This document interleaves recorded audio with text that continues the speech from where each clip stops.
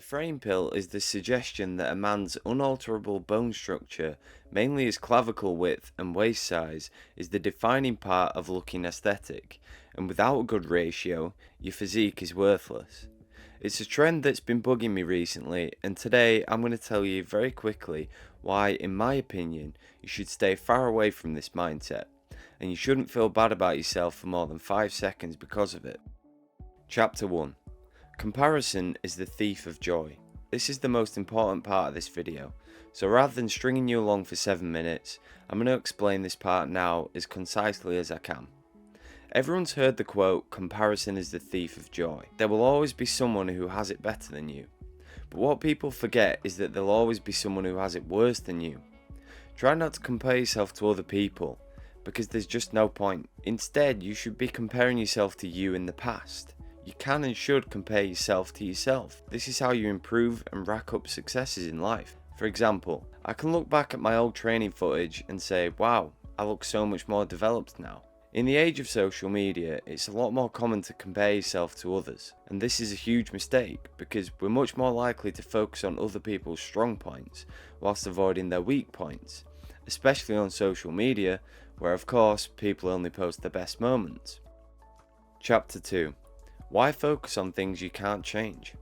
No matter how strongly you wish or care about something, if you actually can't make a difference, this mental effort is just wasteful. You can't change your bone structure, no matter how hard you wish you were a clone of Brad Pitt. This is something we were taught at a very young age, and you might have heard this type of philosophy discussed by the Stoics. Modern philosophers use the term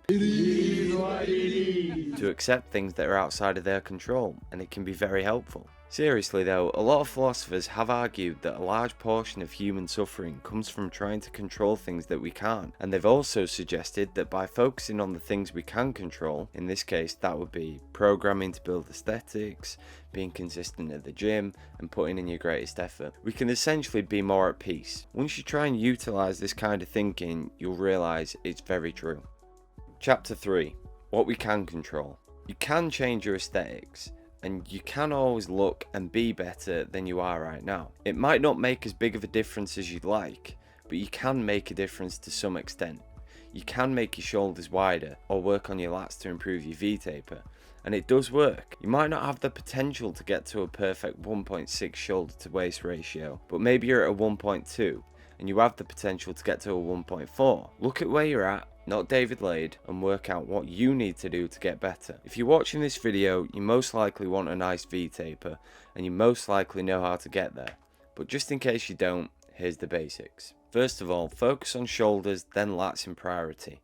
These muscles will make the biggest impact on the V-taper. Second, you must build the foundation of mass first, but when this has been achieved, the V-taper will be most prominent at a very lean state, around 10% body fat, as the waist will be slimmer and the shoulders will pop much more. You don't really want to be going under this because you'll start to experience some other side effects. And lastly, don't neglect the other muscles of the body, as this will take away from your physique as a whole. You can have a great V-taper and a shit physique. A lot of people forget that.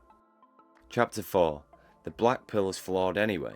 Before I summarise the video, I just want to mention that real people prove the frame pill to be stupid anyway. Think of some of the physiques that have made it into normie media.